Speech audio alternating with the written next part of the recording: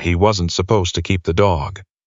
That was the first thing Wade Callister said when his neighbor's kid knocked on the door of the old stone house at the edge of Trout Lake Road, holding a cardboard box with holes punched in the lid and a look on his face like he already knew the answer was going to be no. Wade had said no to a lot of things in the past 3 years. No to his sister's invitations for Christmas. No to the guys from his old unit who drove 4 hours from Petawawa just to sit on the porch and drink beer and not talk about anything that mattered. No to the grief counselor the Veterans Affairs office kept calling about, the one with the soft voice and the pamphlets about processing and forward movement, as if grief were a piece of luggage you could just wheel through the right door and leave on the other side. No had become the easiest word in the English language, but the kid, his name was Liam, 13 years old, gap-toothed, wearing a Maple Leafs hoodie 3 sizes too big, held the box out and said, "She'll die if nobody takes her. The vet said so." And Wade, who had seen things in Kandahar that he would never describe to another living soul, who had held his wife's hand in a hospital room in Ottawa while the machines made their slow, terrible sounds, who had not cried at either of those things because he had learned a long time ago that crying was something you did after, and after had not come yet. Wade looked at that box and felt something shift behind his ribs. He still said no, but Liam left the box on the porch anyway. The dog was a Belgian Malinois cross, maybe 8 weeks old, maybe less. One ear stood up and the other folded sideways, which gave her a permanently puzzled look, like she was always just about to ask a question she couldn't quite figure out how to word. She was the color of dead autumn grass, and her paws were enormous for her body, the kind of paws that promised she was going to grow into something that had opinions. Wade left the box on the porch for 2 hours. Then the rain came in off the lake. He told himself he brought her inside because it was October in northern Ontario, and even he wasn't cruel enough to leave something that small in a cardboard box in an October rain. He told himself it was temporary. He told himself a lot of things that evening while he set a bowl of water on the kitchen floor and watched her drink from it with a focus that seemed almost professional, her whole body committed to the task. She didn't whimper. She didn't bark. She just drank. And then she sat down and looked at him with those mismatched ears and that puzzled expression, and she made a sound that was not quite a growl and not quite a whine and not quite anything he had a word for. A low, rolling vocalization that seemed to come from somewhere deeper than her lungs, like she was running a diagnostic on the room and commenting on what she found. "What is this place?" the sound seemed to say. "Why does it smell like sadness and old coffee and a man who hasn't opened his curtains in 8 months?" Wade ignored her. He sat at the kitchen table with a mug that had gone cold and a book he wasn't reading, and he did not look at the dog. She made the sound again. Longer this time, with what could only be described as inflection. He looked up despite himself, as she was sitting precisely in the center of the kitchen floor, her ridiculous paws planted like she owned it, her head tilted to the right. And she was looking at him with an expression of such direct and uncomplicated assessment that for one unguarded second he almost laughed. The almost law surprised him more than anything had surprised him in a long time. It came up through his chest like something thawing that he hadn't realized was frozen. He did not laugh, but the almost was enough to make him feel, briefly and unwillingly, like himself. He named her Sable. He told himself it wasn't a real name. He told himself he was going to find her a proper home by the end of the week. He told himself these things while he drove to the co-op in Sundridge the next morning, and bought a bag of puppy food and a collar in a red that looked too cheerful for the mood of the house, and then bought a second, sturdier collar because the first one looked like it might fall apart, and then stood in the aisle for a full 3 minutes before putting a fleece dog bed in the cart, because October in northern Ontario was October in northern Ontario, and he wasn't cruel. He was not going to keep the dog. The house on Trout Lake Road had been Elena's idea. That was the thing about it that made it hard to be inside. Every room had been her choice. The wide front windows, she said, were for the light. The cedar paneling, she'd spent a weekend sanding herself. The hook by the back door, where she hung her trail runners and her rain jacket and her good fleece. the one she wore on their evening walks down to the water. The hook was still there, the jacket was still there. Wade had not moved it. He had been 22 years in the Canadian Forces, the last 12 with JTF-2, before Elena got sick. He'd deployed to Afghanistan twice, to Mali, to the waters off the coast of Libya on an assignment he still couldn't talk about at dinner parties, not that he went to dinner parties anymore. He had learned to sleep in 4-hour windows.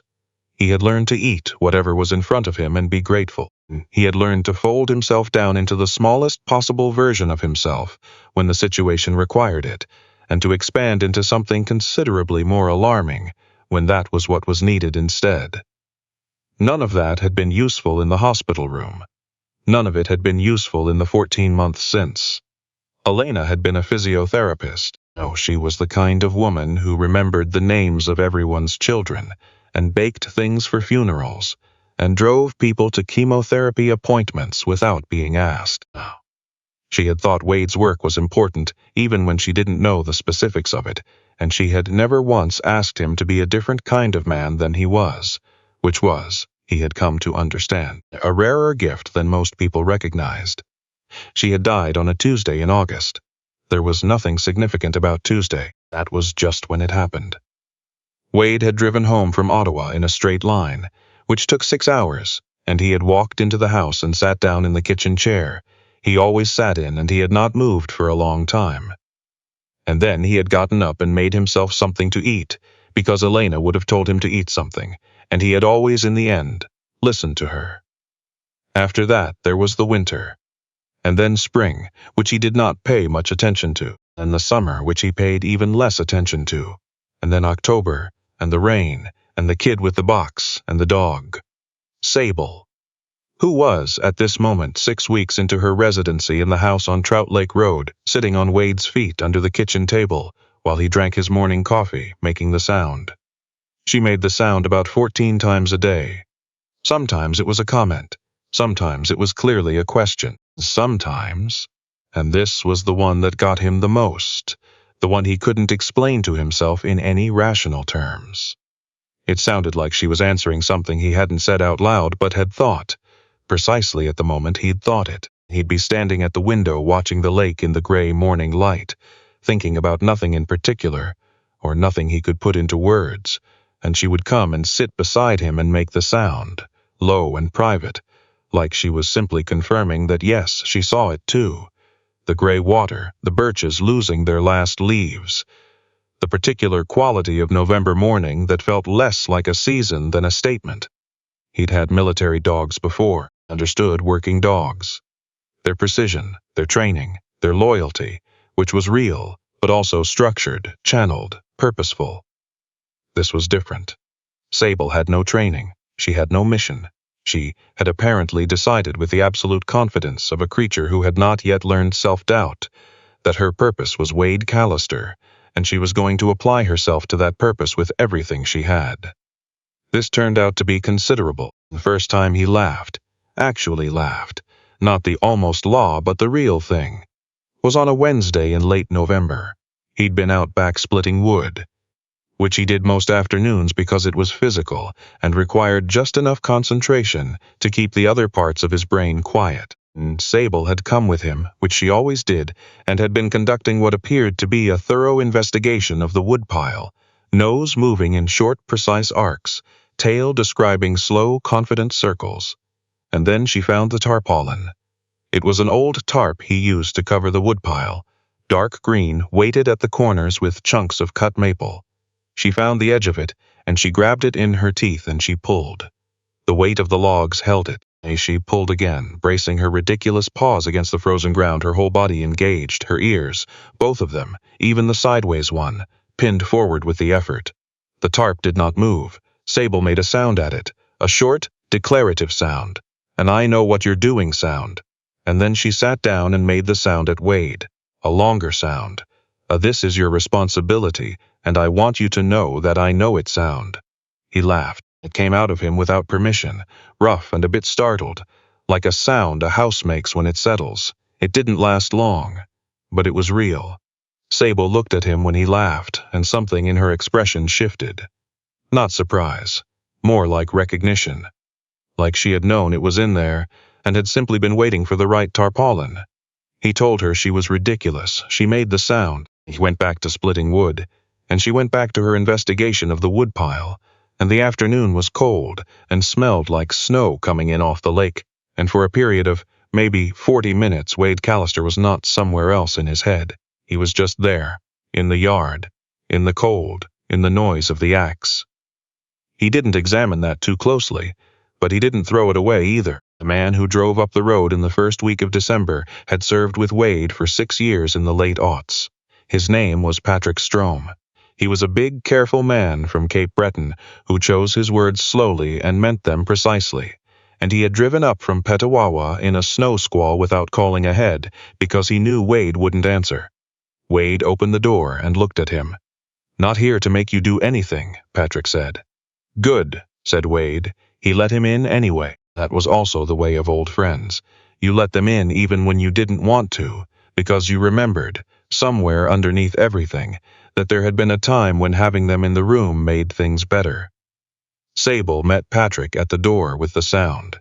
A full, elaborate vocalization, several notes, that rose and fell and seemed to conclude something. Patrick looked down at her. "What is that?" "Belgian cross." "She just talked to me. She does that. What did she say?" Wade considered this seriously. "I think she said she's not sure about you yet, but she's reserving judgment." Patrick crouched down and let her sniff his hand, and Sable sniffed it carefully, and then made a shorter sound, and Patrick looked up at Wade with something that might have been hope. "Did I pass?" "You passed," Wade said. "She just wants you to know she's watching."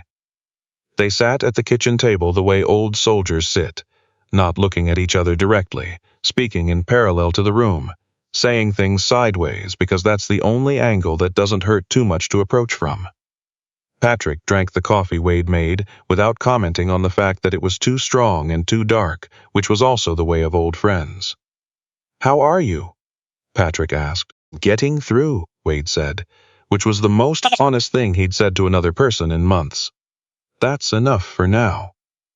Sable was on Wade's feet under the table. She made a quiet sound, barely audible, more felt than heard. A low thrum, like a hand on a shoulder. Patrick watched Wade's face when it happened, and saw something there he hadn't been sure he'd find. Something that was not fine but was not nothing either. When Patrick left 4 hours later, he stood at his truck in the fresh snow and said, "She's good for you. She's temporary," Wade said, which was less convincing than it had been 6 weeks ago.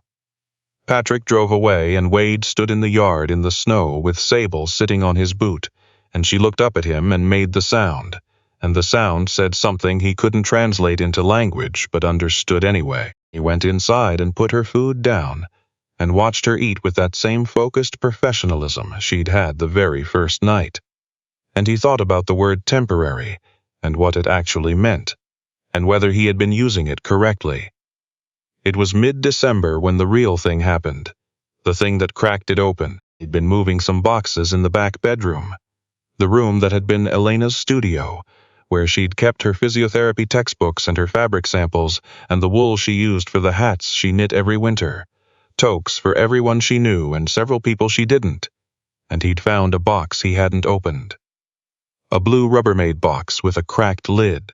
He'd brought it down from Ottawa and then moved it 3 times without opening it, which was a strategy he hadn't fully acknowledged until that moment. He sat down on the floor beside it. He knew what was in it, a sweater that still smelled like her. A photo album from the trip they took to Newfoundland before he was posted to Petawawa. A cassette tape. She had been someone who kept things like cassette tapes that had her handwriting on the label. A card he'd given her on their 19th anniversary. Small things which were the only things that mattered after. He sat there with his hand on the lid and he didn't open it. He didn't need to open it. He knew everything that was inside. He had known what was inside since Ottawa, had been carrying the knowledge of it the way you carry a word in a language you don't speak, present, weight-bearing, untranslatable. Sable came into the room. She had been in the kitchen. Oh, she had learned the whole footprint of the house by now and moved through it with the confidence of proprietorship. But she always came when he was still. Stillness was her signal. Stillness meant he needed the sound. She came in and she looked at the box, and she looked at him, and she walked to him, on those enormous paws that she had finally grown into somewhat, and she pressed her whole side against him, and she made the sound. Not a comment. Not a question, not a diagnostic, something else, something lower and longer than the usual register, something that moved through the air of the cold back bedroom like a hand reaching in the dark. He sat there with his hand on the lid of the blue box, and his dog pressed against his ribs, and he cried. Not the managed grief he'd been carrying in his chest like a sealed container. The other kind, the kind that comes up through the floor of you, the kind that doesn't ask permission, the kind that is not an event but a landscape, wide and without fences, going further than you can see. He cried for a long time. Sable didn't move. She didn't try to fix anything. She just made the sound intermittently in the dark of the bedroom, while the snow came down outside the window and the lake sat frozen and still, and the cedar walls of the house held everything in. It was over, not resolved, not healed, just done for now, the way weather is done for now. He put his hand on the back of her neck, and she turned and looked at him with those mismatched ears, and that expression she had, the one that said she was running her assessment, and the results were, provisionally, acceptable. He opened the box. He sat there for another hour, with the things inside it, the small things, the sweater and the photos, and the cassette tape and the card. He didn't speak. He didn't need to. Sable was there, sometimes making the sound, sometimes silent, her weight against his leg, her presence filling the room the way warmth fills a room. Not dramatically, just everywhere. He put the lid back on the box. He didn't put the box back on the shelf. He carried it downstairs to the living room and put it on the end table beside the couch, where he could see it from the kitchen. Visible, reachable, no longer something to be moved. At night he made himself a proper supper for the first time in. He couldn't actually remember how long made. The chicken stew Elena had taught him to make years ago in their first small apartment, the one with the paprika and the white beans, and he stood at the stove and cooked it with some attention, actually paying attention to what he was doing, and Sable sat 3 feet back from the stove because she had learned about the stove, and she watched him with the professional interest she brought to all of his activities. He made too much. He always had when Elena was alive because she always said he cooked like he was feeding a fire team. He ate his portion at the table and put Sable's kibble in her bowl, and she ate it with the same committed professionalism she always applied to eating. And then she came and sat beside him while he finished, and she put her chin on the edge of the table and looked at the pot, and she made a sound that was unambiguously an opinion. No, he said. She made the sound again. You don't get people food. The sound, longer, with what appeared to be an ethical argument embedded in it. He gave her a piece of chicken from the pot. She ate it with tremendous dignity. He watched her and he thought about Elena, who would have laughed at this, who would have been sitting across from him, saying, I told you you needed a dog. Wade, I always said you needed a dog. And he would have argued back, and she would have laughed, and it would have been that specific kind of argument that was not actually an argument at all. He thought about that. He let himself think about it without shutting it down. Patrick called in January, and then Wade's sister, Colleen, called. And this time Wade answered. He talked to her for 40 minutes, which was 38 minutes longer than any conversation he'd had in the past year. He told her about Sable. He even described the sound, and Colleen laughed the way Elena would have laughed, and it hit him in the chest, but it didn't knock him over. In February, Patrick came back up with 2 other guys from the old unit, Dempsey, who was from Sault Ste. Marie and had hands like shovels, and a younger man named Arnav who had served 1 tour and then gone to university and become a physiotherapist. Of all things, which was a fact, Wade turned over in his mind for a long time after meeting him. They came up on a Friday and stayed through the weekend, and they sat around the kitchen and talked and didn't talk and took Sable down to the lake. On the snowshoes Wade hadn't used since Elena died. On the frozen lake in the February silence, Sable ran. She ran in long wide arcs across the snow, kicking up a white mist behind her, those enormous paws carrying her flat out with the absolute commitment of a creature that had found the precise activity she had been built for. She ran, and she came back to Wade, and she ran again, and she made the sound as she ran, a long, bright sound, stretched by speed into something that might have been joy, if joy was a thing that could be expressed in motion. The four men stood on the lake and watched her. She talks, Arnav observed. She does, Wade said. What's she saying right now? Wade watched her. The running, the white mist, the ears, both of them pinned back with the speed of her. She's saying this, he said. Just that. This. The men were quiet for a moment. The lake was quiet. The birches on the shore were still. Yeah, said Dempsey after a while. I think you're right. Spring came to Trout Lake Road the way it always comes to that part of Ontario, reluctantly, in stages, with several convincing reversals before the actual thing arrives. The ice went out in late March. The birches leafed out pale green and tentative in April. The evenings got long the way northern Ontario evenings get long in May. Slowly, then all at once, so that suddenly you're eating supper and it's 8 o'clock and the light is still gold on the water. Wade started walking to the lake again in the evenings. He had not done that since Elena. It had been her walk, their walk, the 20-minute path, through the birches down to the rocky shore where she would stand and watch the water and say things about light. He had avoided it like you, avoid a room where something important happened. He went back. Sable went first, as she always did on any new terrain, her nose low and authoritative, claiming it systematically. She reached the shore before him and sat on the flat rock at the water's edge, and looked out at the lake and made the sound. A slow, considered sound, a taking stock sound. Wade came through the birches and stood beside her on the rock. The evening was warm, and the water was dark, and the far shore was in shadow, and the sky above the western tree line was the particular pale orange that comes just before the good color, the real color, the one that only lasts a few minutes. He stood there. He didn't say anything. There was nothing to say. Elena was not there, and she was not coming back, and that was the fact he had been carrying since August of the year before last, and it had not gotten lighter, but he had gotten slightly stronger, which was a different thing and a more honest thing than getting lighter. Sable pressed against his leg. She made the sound quiet and low. The sky went the good color. Just for a few minutes, and orange and then rose and then the particular deep blue that is not yet night. He put his hand on the top of her head. Her fur was warm from the sun. She leaned into it the way she always leaned into things. Fully, without reservation, with her whole self. He thought about the word home. How it was not a fixed point. How it was something you had to keep making, out of whatever was available. How Elena had known this, and had made their home everywhere they'd ever lived, in small apartments and base housing, and that cold year in Winnipeg, and finally here, in the stone house with the cedar walls and the light off the lake. How she had made it out of cooking and kindness and laughter, and the particular attention she gave to everything she loved. He thought about what he was making, with his hands and his mornings and his wood pile and his coffee that was too strong and his dog who talked. The answer, he understood, was this, just this. The rock and the water and the sky and the sound of Sable breathing beside him. The evening, specific and unrepeatable. The fact of being present in it. It was not everything.